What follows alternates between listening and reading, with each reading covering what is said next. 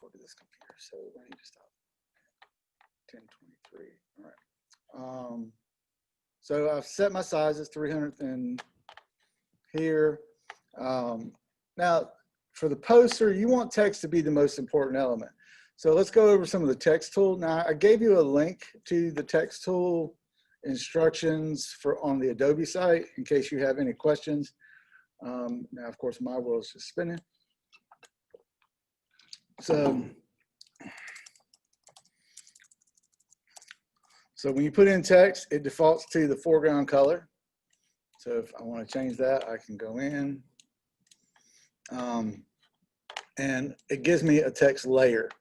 Now, text layers can be treated just like any other layer. I could do a stroke, which a red stroke on a red text is not really helpful. So I could set that. So it's opacity. Zoom in so you can kind of see what's happening.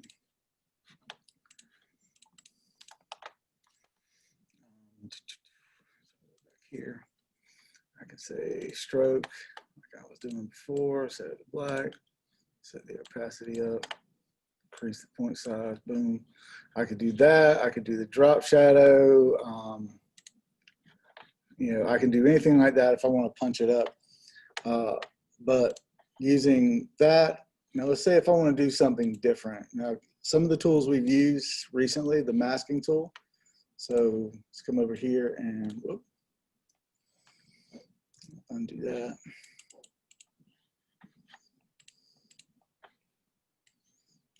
So I'll get rid of this layer. That's just going to create problems up through. And I duplicated it. Yay, that's the day I'm having. It's definitely Monday. So when I've got my text going, I can adjust my field. I have my text controls. I can also go up here and pull down to character. And then with character, I have more control over the text. I also have some control over text up here. So I can center it, I can do that, and then I can change its color. Doesn't change the color of the text, it's already there. So over here I have controls for spacing. This little T right here is called kerning. So if I wanted to make it 90%, you'll see that the letters are still the same size. The space between them has been adjusted. Kerning is an old printmaking word. And then the space between the lines, so if I come over here and I have a second line, and I type in, I'm feeling a little humble this morning. If I put them between, the space between these two lines is called leading. So you'll typically see that in typefaces. You don't see it called that anymore, but it is. So over here, it's called, they've got it on auto, but I can adjust it. And that will allow me to use bigger type. And like if I wanted to make it smaller, I could. If I wanted to say, oh, I want the leading to be 100. All right, so it's overlapping a little bit. I could press it, 120. Looks like about 125 will separate them. So at this point, the space between the lines is what I'm trying to control, because that way I can have bigger text, but it doesn't have that huge space in between it, which creates unnecessary space in a sort of a graphic arts format, as opposed to like being readable. Like in book text, you want to have like 14-point text in a book with 14-point leading. So that the lines have even spacings between them, because it's hard on our eyes when we're trying to read a whole page worth of small text and it's too tight together, because then our eyes, if we shift up and down any, then we start losing the context. But I'm gonna set it back to auto because I want to adjust the size. Now in these little pull down windows, they only go up to 72, but you can increase them exponentially by typing it in. Has to be a real number. Okay. So let's say this is going to be the poster. Always give yourself a little bit, at least 1/8 of an inch along the edge anytime you're doing a poster or anything like that, because printers typically, if it's on a white background, then the white, they'll print right up, they'll use paper right at this size, and you want 1/8 of an inch, because to pull the paper through the printer, it has little wheels, and the little wheels grab it along the side and pull it through. So the wheels need some space to grab to, and if you've gone straight up to the edge, then they can't do that. The wheels won't be able to be there because they won't be able to print over it. And what happens is if I did this poster and I did it so it goes to the edge and goes outside the edge, we call that bleeding the edge. Now, bleeding the edge, what that does is they print it on bigger paper and then they cut it down, which is fine, except that's an extra cost. So every time you do a poster and you go over the edges, and you want it so that it goes over the edge, you want to bleed the edge, you have to understand that's an extra cost in printing, and you need to work that out with the printer so that you can put that cost back on the client. Because if a client doesn't know they're going to pay an extra 20 cents a sheet to have it cut, because somebody has to manually cut it. There are machines that do it, but they're super expensive, so you don't see those too often. So you want to think about that as you're laying out your design, your overall cost. So let's go here. Let's take that up. I'm gonna make this even bigger, just so I can. So one of the things we've talked about recently is using the masking tool. And if I want to use the masking tool to do something. So let's say I bring in a picture from here. That'll work.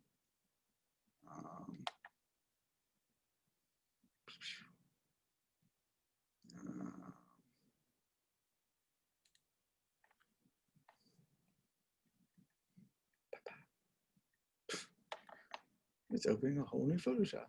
All right. So I'm gonna say select all. I'm gonna get a spinning little thing here. All right.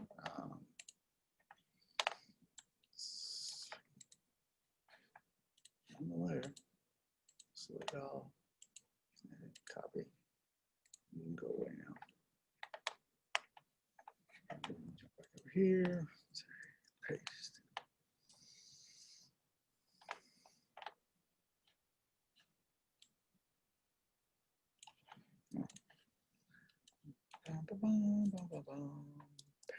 All right. What happened was I was trying to paste on a text layer. So with the T there, it won't accept a graphic. But let's say I want to make this my background, but I want to say this is the title. So one thing I'm going to do is I'm going to say edit, transform, scale. I'm going to scale this up so it fits the space. And it'll probably pixelate. And again, this isn't my image, so I would be leery to use it if I was actually taking this to print. Now, we had talked about making the selection inside the thing. So if I go over the T and I hold down the, on the Mac, it's a command. I think on Shift, it's something. But it selects the letters. As long as I'm over the T and I hold that down, it selects everything that's on that layer. So I can go back to this layer and I can say, copy, paste, and you'll see that right now. Now what's happened is it's copied and pasted that. So if I wanted just to have these two at this point, I could say, come down here, and with just some really simple effects, I can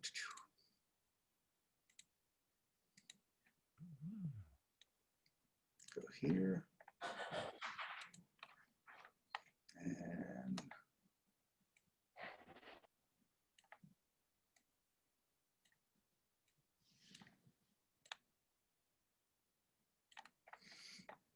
I could throw a bevel emboss in. I could do a drop shadow. I mean, there's just no real limit to what you can do.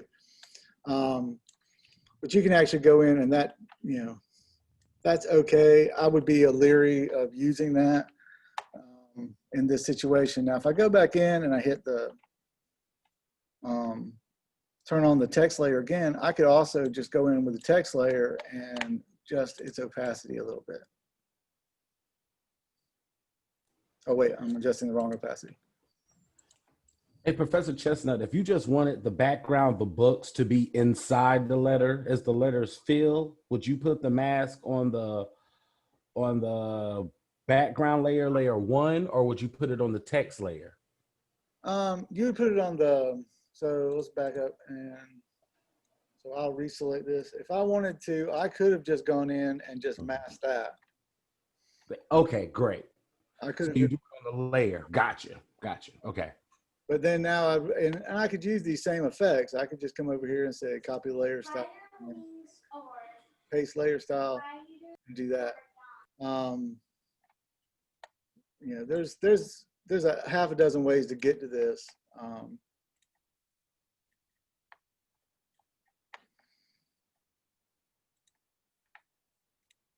And then that could go to there. It creates the same effect just using the masking tool. But so it just gives you a whole list of things you can play with. Now, one of the things like with text in Photoshop, so let's, all right, I gotta stop the video.